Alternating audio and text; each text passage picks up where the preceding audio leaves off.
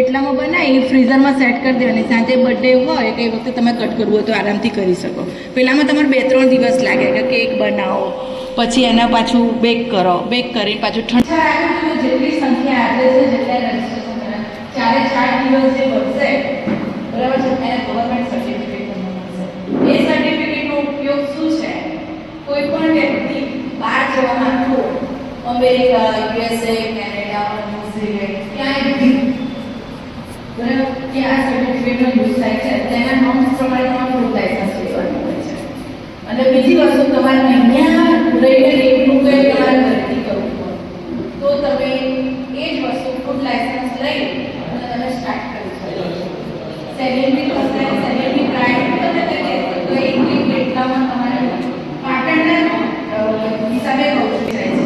બરાબર 1500 રૂપિયા સુધી.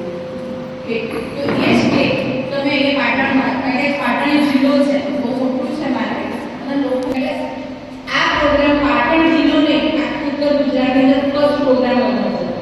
અને એનો શ્રેય રિયલી ઉત્તર ગુજરાતનો પહેલો આ પ્રોગ્રામ બન્યા પછી ખબર નહીં કે કોઈ બીજું કરશે કે નહીં કરે મને નથી ખ્યાલ, પણ પહેલો એટલે તમારા બધાને ને એટલે તમે લોકો કંઈક નવું શીખશો.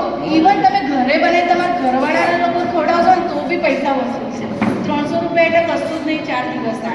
મારા એક ક્લાસની કિંમત 2000 થી 3000 હોય છે. ચીઝ કેક મારા 2500 રૂપિયા 2 દિવસના ક્લાસ હોય છે એક પર પર્સન. એના જ જગ્યાએ તમે 3-4 દિવસ ટ્રાય કરજો. તમે લોકો આવો અને બહુ મજા આવશે. આપણે સાથે શીખીશું. ચલો આપણે સ્ટાર્ટ કરીએ. પહેલાં આપણી સનાતન ધર્મની આરતી.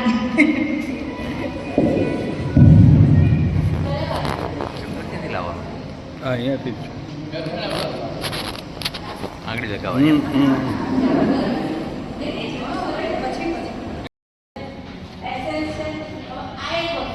આપણે બધા નોન વેજીટેરિયન વેજીટેરિયન છે. કોઈ આલ્કોહોલિક કે કોઈ વસ્તુ આપણે યુઝ કરતા નથી. Pure vegetarian. તો આ આવે છે અગર અગર પાવડર. અથવા તમે કોઈ ગાંધીની દુકાનમાં ત્યાં ચાઇના ગ્રાસ મળશે. ચાઇના ગ્રાસ મળે છે. એને શું કરવાનું? થોડો લઈ અને ગરમ પાણીની અંદર તમે 10-15 મિનિટ રાખો ને એટલે એ આવડો થઈ જશે. આ એનો પાવડર છે. એને અગર અગર કહેવાય. શું કહેવાય? કરતા હોય એમાં જિલેટિન આપણે યુઝ નથી કરતા. મારી ચીઝ ઉપર લખી દો નો જિલેટિન. અગર અગર અગર અને એના સિવાય તમારે જો કદાચ આ ના મળે તો તમે એ તમને કીધું ચાઇના ગ્રાસ એ છે. ચાઇના ગ્રાસ તમે ટાંકણા જેવું આવશે એ તમે યુઝ કરો. ગરમ પાણીની અંદર નાખો ને તો થઈ જાય. ઓકે, આ મેઇન વસ્તુ છે. આટલી વસ્તુ આપણે મેઇન છે. પછી તમે જે ફ્લેવર કરવી હોય આ ક્રશ છે, એસેન્સ છે, ડ્રાયફ્રૂટ તો બધાના ઘરે હોય જ છે. આનાથી જેલી બી તમે ઘરે બનાવી શકો. મેં અંદર રેસીપી આપી. તમારા છોકરાઓને બધાને ભાવે છે. ઇવન મને ભાવે છે.